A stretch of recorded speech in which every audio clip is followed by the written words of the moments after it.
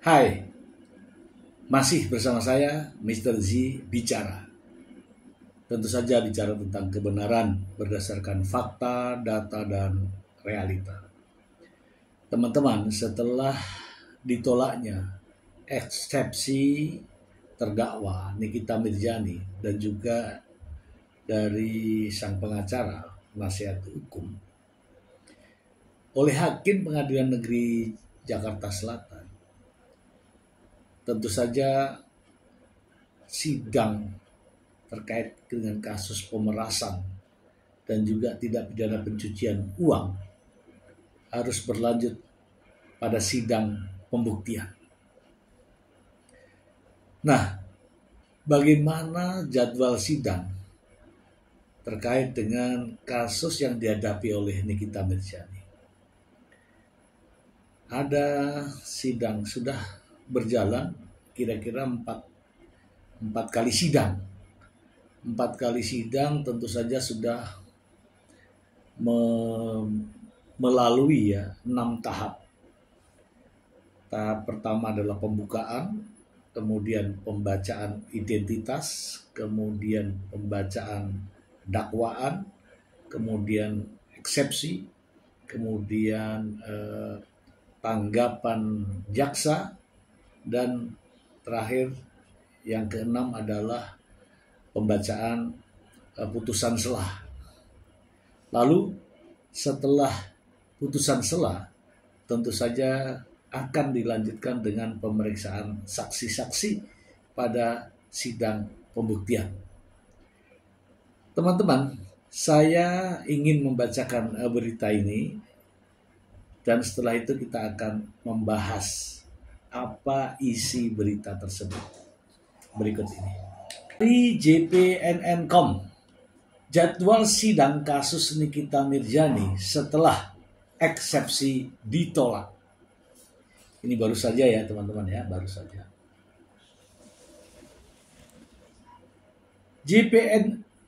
JPNN.com Jakarta.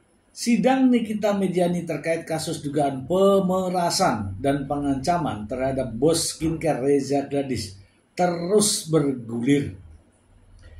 Berikutnya, Pengadilan Negeri Jakarta Selatan akan menggelar sidang pemeriksaan saksi dari Jaksa Penuntut Umum pada Kamis 24 Juli 2025. Kamis ya teman-teman ya, Kamis.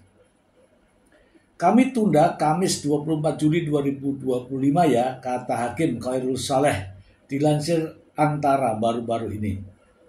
Menurutnya, keputusan tersebut diambil karena sebelumnya Jaksa Penuntut Umum menyampaikan keberatan pada jadwal yang ditentukan. Hakim awalnya menentukan sidang pemeriksaan saksi dari JPU pada Senin 22 Juli 2025. Namun, bersamaan dengan Hari Kejaksaan Nasional atau Hari Bakti Adiaksa. Jadi ya, setelah musyawarah, Senin 27 Juli mengingat ada acara institusi kejaksaan ya, dan sudah direncanakan sejak kemarin, maka kami tunda pada hari Kamis 24 Juli 2025 tambahnya. Sementara itu, kuasa hukum Nikita Mirzani, Fahmi Bahmid, memastikan bakal terus mengawal persidangan sesuai jadwal setelah eksepsinya ditolak. Menurutnya, kasus itu harus dibuktikan dalam proses persidangan pembuktian. Tadi dari 11 eksepsi yang kami ajukan, ada 10 dari majelis hakim menyatakan itu sudah masuk pokok perkara, jelas Fahmi Bahmid. Sebelumnya, Pengadilan Negeri Jakarta Selatan menggelar sidang tanggapan JPU terhadap eksepsi Nikita Mirzani pada Selasa 8 Juli 2025. Nikita Mirzani disebut mengancam bos perawatan kulit atau skincare milik Dr. Reza Gladys dengan membayar 4 miliar rupiah sebagai uang tutup mulut terkait produk yang dijualnya. Jaksa Penuntut Umum mendakwa Nikita Mirzani dan asistennya Ismail Marzuki dengan pasal 45 ayat 10 huruf A dan pasal 27B ayat 2 dari Undang-Undang ITE sebagaimana diubah dalam Undang-Undang Nomor 1 Tahun 2024 serta pasal 3 Undang-Undang Nomor 8 Tahun 2010 tentang pencucian uang dikaitkan dengan pasal 55 ayat 1 KUHP. Ini yang ditulis di sini ya teman-teman, yang ditulis di sini ya. Oke, kita bahas ya teman-teman, kita bahas. Jadi teman-teman, setidak-tidaknya itu ada 14 tahapan. Tapi sudah melalui sidang keempat, sudah masuk ke 6 tahap ya. Seperti saya sebutkan tadi, ada tahap pembukaan sidang, pembacaan identitas, kemudian pembacaan dakwaan, kemudian eksepsi, kemudian tanggapan jaksa, dan pada kemarin sudah ada putusan sela. Selanjutnya teman-teman, setelah putusan sela akan dilanjutkan pada pokok perkara ya. Di antaranya adalah tahapannya yaitu pemeriksaan saksi-saksi, kemudian saksi-saksi terus, ini banyak saksi nih banyak. Kemudian pemeriksaan terdakwa, ya kan? Kemudian pembacaan tuntutan, ya. Kemudian ada pledoi, nantinya akan ada pledoi, pembelaan daripada terdakwa. Kemudian ada replik, ya, ada jawaban dari jaksa. Kemudian ada juga duplik, ya, tanggapan lagi dari penasihat hukum. Dan terakhir yaitu putusan ya, putusan dari hakim. Nah, ini yang terakhir, ini vonis ya teman-teman. Jadi perjalanannya masih panjang ya. Untuk sementara pada saat pemeriksaan saksi-saksi, nah disinilah yang kemarin saya sudah katakan ya, akan banyak ahli yang dihadirkan, juga saksi-saksi yang terkait dengan kejadian tersebut.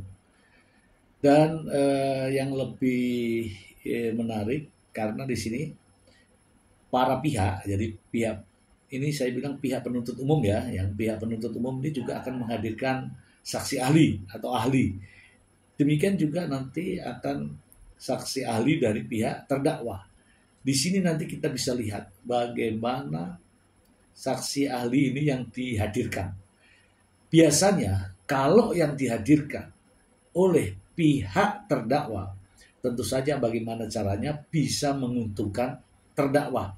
Dan di sini diuji bagaimana kelihayan jaksa penuntut umum terkait dengan pembuktian. Demikian juga ketika yang dihadirkan saksi dari pihak kejaksaan ini netral ya. Netral artinya sesuai keilmuan. Kenapa? Karena tidak ada kepentingan. Nanti pihak dari terdakwa Nikita Mirzani, dalam hal ini sang pengacara, juga bisa bertanya kepada saksi ahli yang dihadirkan oleh jaksa penuntut umum. Demikian juga hakim. Dalam persidangan nanti akan ada ya tanya jawab. Kemudian ini yang paling pokok nih. Pertanyaan yang paling pokok adalah apa dasar ya, misalnya ya, apa dasar seseorang melakukan review produk orang lain? Ya, terkait dengan Nikita Mirzani, apa dasar Nikita Mirzani melakukan review produk Reza Gladys? Itu pertanyaan. Itu pertanyaan jaksa kepada ahli. Pasti ahli menjawab orang yang bisa mereview terkait dengan produk adalah orang yang memiliki kompetensi terkait produk tersebut. Pasti itu nanti. Kemudian ada pertanyaan yang berikutnya, yaitu terkait uang yang 4 miliar itu. Dalam pengakuan Nikita Mirzani, uang itu adalah uang endorse lah, uang cuma-cuma lah, uang kesepakatan lah, uang inilah, uang hasil bisnis lah. Nah, nanti akan ditanyakan kepada ahli. Menurut ahli, dengan adanya uang yang mengalir setelah dilakukan review, ini uang apa? dikaitkan dengan rekaman pembicaraan atau transkrip terkait dengan pembicaraan telepon. Menurut ahli, uang ini uang apa? Nah, disinilah yang paling seru karena persoalan ini semua adalah mengalirnya uang dari Reza Gladys ke eh, ke Mail atau ke Nikita Mirzani.